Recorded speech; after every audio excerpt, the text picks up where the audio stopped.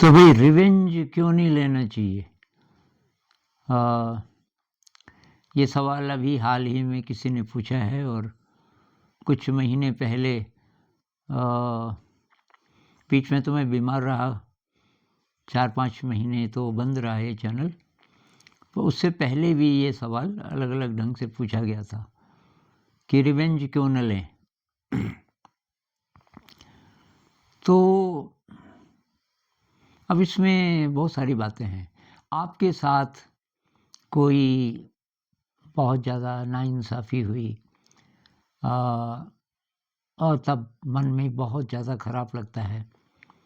जैसे किसी व्यक्ति ने बहुत बुरा सलूक किया आपके साथ या आपके परिवार में किसी के साथ, और वो बात कई साल हो गए लेकिन आपको चुभती रहती है और आप धीरे धीरे अभी आप पावरफुल भी हो गए। वो बात काफ़ी साल पहले की थी जब आप छोटे थे। अब आप जवान हो गए और आपके मन में वो खटकता रहता है जब जब वो व्यक्ति दिखता है जिसने कुछ किया था आपके साथ। तो रिवेंज लेने की इच्छा होती है। ये इच्छा नेचुरल है। नेचुरल मतलब पाशविक, भाई पशु से आए ना हम, तो ये पाशविक वृत्ति है हमारे अंदर। और पशु से जरा हम जब ऊपर उठने लगते हैं तो तब ये रिवेंज की भावना ख़त्म होने लगती है। वो कहते भी है ना कि क्षमा वीरस्य भूषणम, जो वीर है शक्तिशाली है तो वही क्षमा कर सकता है। क्षमा उसका भूषणम मतलब उसको शोभा देता है। और संत लोगों की कहानियों में भी ऐसे ही है। अब हम संत नहीं हैं लेकिन उस तरफ बढ़ सकते हैं धीरे धीरे। और बुद्ध के बारे में आपने सुना होगा, कोई बहुत ज़्यादा आग बबूला हो के आया जब बुद्ध प्रवचन दे रहे थे, और आया आया आया और उनके मुंह पे थूक दिया, इतना गुस्सा। और जो बहुत सीनियर मंक भी थे जो बुद्ध के आसपास बैठे हुए थे, उनको भी गुस्सा आ गया। जिनको कभी गुस्सा नहीं आता था, बुद्ध को गुस्सा नहीं आया, शांत रहे। और एक ये कुछ रहा होगा गमछा जैसा, तौलिया जैसा उनके पास, उससे उन्होंने साफ किया अपने मुंह को और उस आदमी को पूछा आपको और कुछ कहना है, और वो पैर पटकते हुए वापस चला गया। क्योंकि दूसरे दिन वही आदमी आया, दूसरे दिन तक उसको पता चल गया कि मैं गलत था, और आया और बस उनके सामने गिर गया उनके पैरों के पास और रोने लगा।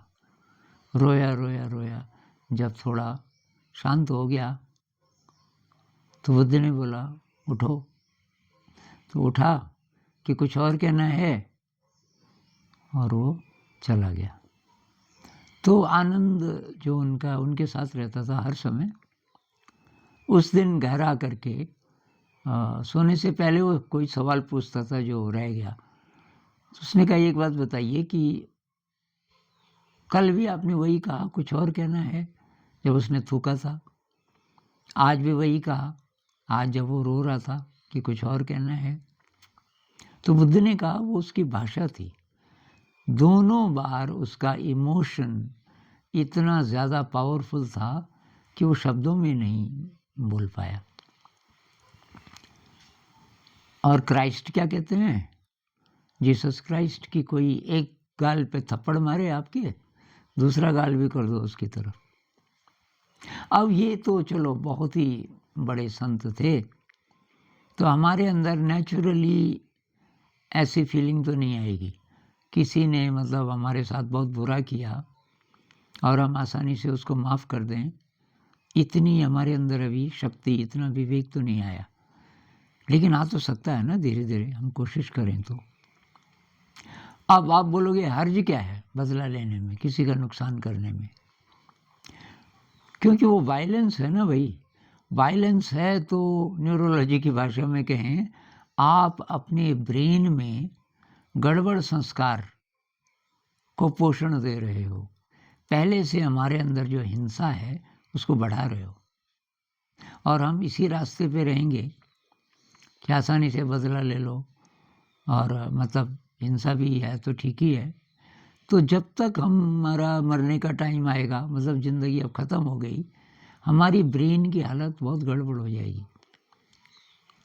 अब ब्रेन की भाषा जिन लोगों को ज़्यादा अच्छी नहीं लगती, तो कह लीजिए कि हमने अपने जो गड़बड़ संस्कार हैं उनको बहुत स्ट्रॉन्ग कर दिया।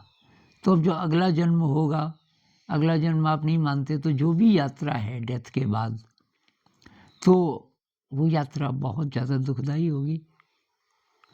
तो इसलिए ये जो आध्यात्म का रास्ता है, इसमें तो ये है कि हम अपने को इन चीज़ों से फ्री करें, ये सब किसी बड़ी शक्ति पे छोड़ दें।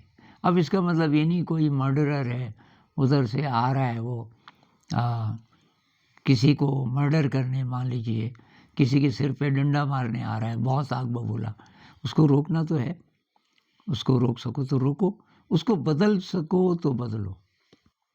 जिसने आपके साथ कोई गलत व्यवहार किया, अगर आप उसको एहसास करा सको प्रेम से, किसी अच्छे मतलब हिंसा के रास्ते से नहीं, कि भाई तुमने जो किया वो ठीक नहीं किया, एहसास करा सको तो बहुत बड़ी बात है। लेकिन आप उसको कुछ नुकसान पहुंचाना चाहते हो अपने आप को संतुष्ट करने के लिए, तो ये बात तो अच्छी नहीं है, क्योंकि आप अपनी संतुष्टि के लिए ये कर रहे हो। न तो उससे वो सुधरेगा, ना आपके अंदर कोई अच्छा संस्कार इससे पैदा होगा। तो ये तो बहुत बड़ा विषय है, लेकिन संक्षेप में मैं यही कहूँगा कि जहाँ तक ये छोटी छोटी चीज़ों से अभ्यास करें, ये सीधे नहीं होगा। छोटी छोटी चीज़ों में जो बदला लेने की भावना होती है ना, जहाँ हम आसानी से कंट्रोल कर सकते हैं। जैसे किसी ने थोड़ी सी इंसल्ट कर दी आपकी सबके सामने, अब आपको बात तो वो चुभी हुई है, लेकिन आप चाहें तो उसको माफ़ कर दें, क्योंकि उसकी तो आदत ही ऐसी है।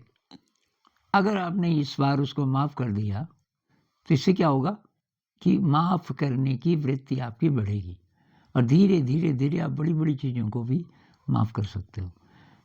तो इस पर कभी और बात करेंगे। नमस्कार।